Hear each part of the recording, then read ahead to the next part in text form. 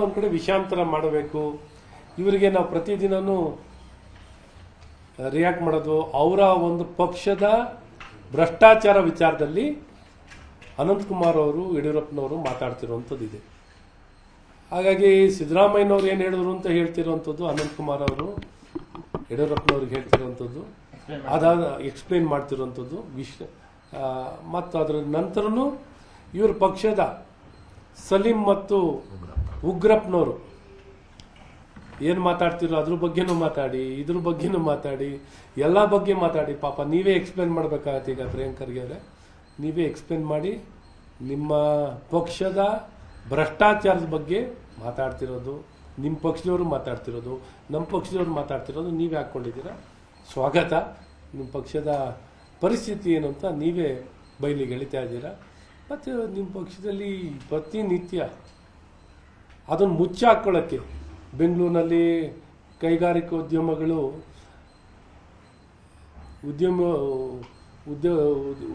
ಕೈಗಾರಿಕೆ ಉದ್ಯಮದಾರರು ಇವತ್ತು ಹೇಳಿಕೆಯನ್ನು ಕೊಡ್ತಿರೋದು ನಿಮ್ಮ ಬೆಂಗಳೂರಿನ ಗುಂಡಿಗಳು, ಅವ್ಯವಸ್ಥೆಗಳು, ಕಸ ವಿಲೇವಾರಿ ಈ ವಿಚಾರದಲ್ಲಿ ಮಾತಾಡ್ತಿದ್ದೀವಿ. ಇದಕ್ಕೇನು ಉತ್ತರ ಇಲ್ಲ ನಿಮ್ಮ ಹತ್ರ. ಬೇರೆ ವಿಷಾಂತರವನ್ನು ಮಾಡಲಿಕ್ಕೆ ನಿಮ್ಗೆ ಇಷ್ಟು ಪ್ರಯತ್ನ ಮಾಡ್ತಾ ಇದ್ದೀರಾ ಸತತವಾಗಿ. ನಿಮ್ಮೇನು ಭ್ರಷ್ಟಾಚಾರ ಇನ್ನೊಂದು ಮತ್ತೊಂದು ಮುಚ್ಚಾಕೊಳ್ಳೋಕ್ಕೆ ಮಾಡ್ತಿರುವಂಥ ಒಂದು ಪ್ರಯತ್ನ, ನಿಮ್ಮ ಪಕ್ಷದ ಒಳ ಜಗಳವನ್ನು ಮುಚ್ಚಾಕೊಳ್ಳೋಕೆ ಮಾಡ್ತಿರುವಂಥ ಪ್ರಯತ್ನ. ಏನೊಂದು ರಾಜಣ್ಣ ಅವ್ರು ಹೇಳಿದ್ದಾರೆ, ನಿಮ್ಮ ಸೆಪ್ಟೆಂಬರ್ ಕ್ರಾಂತಿ ಅಂದರು, ಪ್ರಾಬ್ಲಿ ನವಂಬರ್ ಕ್ರಾಂತಿ, ಡಿಸೆಂಬರ್ ಕ್ರಾಂತಿ ಅಂತಲೂ ಮಾತಾಡ್ತಾ ಇದ್ದೀರಾ. ನಿಮ್ಮಲ್ಲಿ ನಿಮ್ಮ ಪಕ್ಷದ ಒಳ ಸಮಸ್ಯೆಗಳನ್ನು ನೀವು ಬಗೆಹರಿಸ್ಕೊಂಡು ಜನ ಕೊಟ್ಟಂಥ ಅಧಿಕಾರವನ್ನು ಉತ್ತಮವಾಗಿ ನಡೆಸ್ಕೊಂಡು ಹೋಗಿ ನಿಮ್ಮ ಒಳ ಜಗಳ ಮುಚ್ಚಾಕೊಳ್ಳೋಕ್ಕೋಸ್ಕರ ಮತ್ತು ನಿಮ್ಮ ಭ್ರಷ್ಟಾಚಾರವನ್ನು ಮುಚ್ಚಾಕೊಳ್ಳೋಕ್ಕೋಸ್ಕರ, ನಿಮ್ಮ ನ್ಯೂನತೆಗಳನ್ನು ಮುಚ್ಚಾಕೊಳ್ಳೋಕ್ಕೋಸ್ಕರ ಎಲ್ಲ ಪ್ರಯತ್ನಗಳನ್ನು ಮಾಡ್ತಾ ಇದ್ದೀರಾ ಅಂತ ಹೇಳಕ್ಕೆ ಇಷ್ಟಪಡ್ತೀನಿ. ಸರ್, ಅದಕ್ಕೆ ಅಡಿಷನಲ್ ಆಗಿ ನನ್ನ CM ಅವರು ಮತ್ತೊಮ್ಮೆ ಗಡುವು ಕೊಟ್ಟಿದ್ದಾರೆ, ಒಂದು ವಾರದಲ್ಲಿ ಬೆಂಗಳೂರಿನ ಪೊಲೀಸ್ ಮುಚ್ಚೋದಕ್ಕೆ. ಏನು ಗಡುವು ಕೊಡ್ತಾರೆ ನೋಡಿ. ರಾಜ್ಯ ಸರ್ಕಾರ ಅಧಿಕಾರಕ್ಕೆ ಬಂದು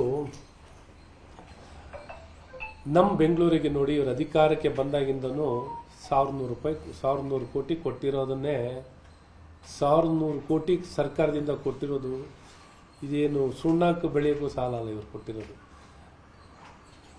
ನಮ್ಮ ತೆರಿಗೆ ನಮ್ಮ ಹಕ್ಕು ಅಂತ ಹೇಳ್ತಾ ಇರ್ತಾರಲ್ಲ, ನಮ್ಮ ಬೆಂಗಳೂರಿನ ಹಣದಲ್ಲಿ ಎಷ್ಟು 1% ಹಣ ನಿಮ್ಮ ಬಡ್ಜೆಟಲ್ಲಿ ಹಣ ಕೊಟ್ಟಿದ್ದೀರಾ? 1% ಬೆಂಗಳೂರಿನ ಜನಕ್ಕೆ 1% ಹಣ ಕೊಡ್ತಾ ಇದ್ದೀರಾ. ಇಲ್ಲೇನು ಆಶ್ರಯ ಯೋಜನೆ ಕೊಡ್ತೀರಾ ನೀವು? BPL ಕಾರ್ಡು 50% ಕಾನೂನಾತ್ಮಕವಾಗಿ ಫುಡ್ ಸೆಕ್ಯೂರಿಟಿ ಆ್ಯಕ್ಟಲ್ಲಿ ಬೆಂಗಳೂರು ನಗರದಲ್ಲಿ 50% ಜನಕ್ಕೆ BPL ಕಾರ್ಡ್ ಕೊಡಬೇಕು. 25% ಜನಕ್ಕೂ BPL ಕಾರ್ಡ್ ಇಲ್ಲ. ಆ BPL ಕಾರ್ಡ್ನೂ ಕಿತ್ಕೋತಾ ಇದ್ದೀರಲ್ಲ ನೀವು. ನೀವೇನು ಮನುಷ್ಯರ? ನಗರದಲ್ಲಿ ಮನೆ ಇಲ್ಲದೆ ಉಸಿರಾಡಕ್ಕೂ ದುಡ್ಡು ಕೊಡಬೇಕು. ನಿಮ್ಮ BWSSB ಚಾರ್ಜ್ ಎಷ್ಟಾಗ್ತಿದ್ದೀರಾ ಅಂತ ಏನಾರು ನೋಡಿದ್ದೀರಾ ಸನ್ಮಾನ್ಯ ಮುಖ್ಯಮಂತ್ರಿಗಳೇ? ಲೂಟಿ ಹೊಡಿತಾ ಇದ್ದೀರಾ. ಮೀಟ್ರ್ ಚಾರ್ಜ್ ಏನು 500 ರೂಪಾಯಿ 600 ರೂಪಾಯಿ ಮೀಟ್ರ್ ಚಾರ್ಜ್ ಹಾಕ್ತೀರಾ, ಅದರ್ ಚಾರ್ಜಸ್ ಹಾಕ್ತೀರಾ, ಬೋರ್ವೆಲ್ ಚಾರ್ಜಸ್ ಹಾಕ್ತೀರಾ, ಸ್ಯಾನಿಟರಿ ಚಾರ್ಜ್ ಹಾಕ್ತೀರಾ, ವಾಟರ್ ಚಾರ್ಜ್ ಹಾಕ್ತೀರಾ. BWSSB ಲೂಟಿ. ಬೆಸ್ಕಾಮಲ್ಲಿ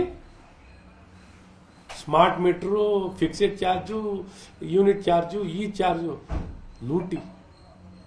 ಒಂದು ಕಡೆ ಬೆಂಗಳೂರಿನ road tax, guidance value, metro charge, bus charge, excise duty, property tax, ಏನನ್ಬಿಟ್ಟಿದ್ದೀರ? Solid waste management user fee, ಮತ್ತೆ ಒಂದು ಸ್ಕ್ವೇರ್ ಫುಟ್ಗೆ 100 ರೂಪಾಯಿ ಅಲ್ಲ 1,000 ರೂಪಾಯಿ ಅಂತ ಹೇಳ್ತಾ ಇದ್ದಾರೆ. ಸೊ ಈ ರೀತಿಯ ಆಪಾದನೆಗಳು ನಿಮ್ಮ ಸರ್ಕಾರದಲ್ಲಿ ಬಂದಿದೆ.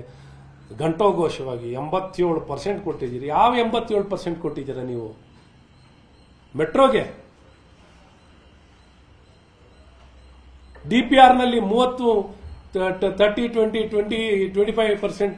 30% ಏನು ಕಾನೂನಾತ್ಮಕವಾಗಿ ಪರ್ಸೆಂಟೇಜ್ ಶೇರಿಂಗ್ನಲ್ಲಿ ಮಾಡಬೇಕಾಗಿ ಮಾಡಿದ್ರೆ, ಭಾರತ ಸರ್ಕಾರ ಏನು ಮಾಡಿದೆಯಲ್ಲ ಬೆಂಗಳೂರು ನಗರಕ್ಕೆ, ಅದ್ರ 5% ನೀವು ಮಾಡಿಲ್ಲ. ಯಾವ ಯೋಜನೆಗೆ ದುಡ್ಡು ಕೊಟ್ಟಿದ್ದೀರಾ ಹೇಳಿ? ಸಬ್ಬರ್ಬನ್ಗೆ ಭಾರತ ಸರ್ಕಾರ STR ರೋಡು 350 ಕಿಲೋಮೀಟರ್ ಮಾಡ್ತಿದ್ದಾರೆ. ನಿಮ್ಮಂಗೆ ಲೂಟಿ ಮಾಡ್ತಿದ್ದಾರಾ? 350 ಕಿಲೋಮೀಟರ್ STR ರೋಡ್ ಮಾಡ್ತಿದ್ದಾರೆ. ಸಬ್ಬರ್ಬನ್ ರೈಲ್ವೆ ಕೊಡ್ತಿದ್ದಾರೆ. ಮೇಜರ್ ರೋಡ್ಸ್ಗಳು ಕೊಟ್ಟಿದ್ದಾರೆ. ಎಲ್ಲ ಇನ್ಫ್ರಾಸ್ಟ್ರಕ್ಚರ್ ಕೊಟ್ಟು, ಎಲ್ಲ ಸಹಕಾರ ಕೊಟ್ಟು ಬೆಂಗಳೂರು ನಗರಕ್ಕೆ ಎಲ್ಲ ಶಕ್ತಿಯನ್ನು ತುಂಬಿದ್ದಾರೆ. ಇವತ್ತು ಸರ್ಕ್ಯುಲರ್ ರೈಲ್ವೆನೂ ಕೂಡ ಕೊಟ್ಟಿದ್ದಾರೆ. ಎಲ್ಲ ರೈಲ್ವೆ ಎಕ್ಸ್ಪೆನ್ಷನ್ಗಳು ಮಾಡಿಕೊಟ್ಟಿದ್ದಾರೆ. ಇಂಟರ್ನ್ಯಾಷನಲ್ ಏರ್ಪೋರ್ಟ್ ಇನ್ನೊಂದು ಎಕ್ಸ್ಪೆನ್ಷನ್ ಮಾಡಿಕೊಟ್ರು. ಏನು ಮಾಡಿಲ್ಲ. ನೀವೇನು ಮಾಡಿದ್ದೀರಾ ಬೆಂಗಳೂರು ನಗರಕ್ಕೆ ಹೇಳಿ. ಒಂದು ಪೆರಿಫರಲ್ ರೋಡ್ನ ಕುಟ್ಟಿದ್ನೇ ಅಲ್ಲೇ ಕಾಸು ಕಿತ್ಕೊಂಡು ಜನರ ರಕ್ತ ಇರ್ಕೊಂಡು ಕೂತಿದ್ದೀರಾ ಹೊರತು ನೀವು ಬೆಂಗಳೂರು ನಗರಕ್ಕೆ ಸನ್ಮಾನ್ಯ ಮುಖ್ಯಮಂತ್ರಿಗಳೇ ಮೆಟ್ರೋಗೆ ಇಡೀ ಡೆಲ್ಲಿಗೆ ಬಿಟ್ಟರೆ ಅತಿ ಹೆಚ್ಚಿನ ದುಡ್ಡು ಕೊಟ್ಟಿರೋದು ಬೆಂಗಳೂರಿಗೆ ಇಡೀ ಭಾರತದಲ್ಲಿ. ನಿಮ್ಮ ನಡವಳಿಕೆಗಳು ಅಸಹ್ಯಕರವಾಗಿ ನಡವಳಿಕೆಗಳು, ಪ್ರಧಾನಮಂತ್ರಿಗಳು ಬಂದಂಥ ವೇದಿಕೆಯಲ್ಲಿ ನಡ್ಕೊಂಡಂಥ ನಡವಳಿಕೆಗಳು ನೋಡ್ರೆ ಆಶ್ಚರ್ಯ ಆಗುತ್ತೆ. ನಮ್ಮ ಬೆಂಗಳೂರು ನಗರಕ್ಕೆ ನಿಮ್ಮಿಂದ ಏನೂ ಆಗ್ತಿಲ್ಲ ನಿಮ್ಮಿಂದ. ಒಂದು ಒಳ್ಳೆ ಆಡಳಿತ, ಒಂದು ಮೂಲಭೂತ ಆಸ್ಪತ್ರೆಗಳನ್ನ ನಿರ್ವಹಣೆ ಮಾಡಿ ಸಾವಿನ ಭಾಗ್ಯ ಕೊಡ್ತಿದ್ದೀರಾ, ಸಾವೇ ಗ್ಯಾರಂಟಿ ಅಂತ ಕೊಡ್ತಾ ಇದ್ದೀರಾ. ಗುಣಮಟ್ಟದ ಶಿಕ್ಷಣ ಕೊಡ್ಲಿಕ್ಕೆ ಸಂವಿಧಾನದ ಆಶಯಗಳ ಬಗ್ಗೆ ಮಾತಾಡ್ತೀರಾ. ಒಂದು ಗುಣಮಟ್ಟದ ಶಿಕ್ಷಣ ಕೊಡ್ಲಿಕ್ಕಾಗತ್ತಾ ನಿಮಗೆ? ಒಂದು ಕೌಶಲ್ಯತೆ ಕೊಡ್ಲಿಕ್ಕಾಗತ್ತಾ? ಉದ್ಯೋಗ ಕೊಡಕ್ಕಾಗತ್ತಾ? ಮೋದಿಯವರಿಗೆ 2 ಕೋಟಿ ಉದ್ಯೋಗ ಕೊಟ್ಟಿದ್ದಾರೆ. ನೀವೇನು ಉದ್ಯೋಗ ಕೊಟ್ಟಿದ್ದೀರಾ ಪುಣ್ಯಾತ್ಮರೇ?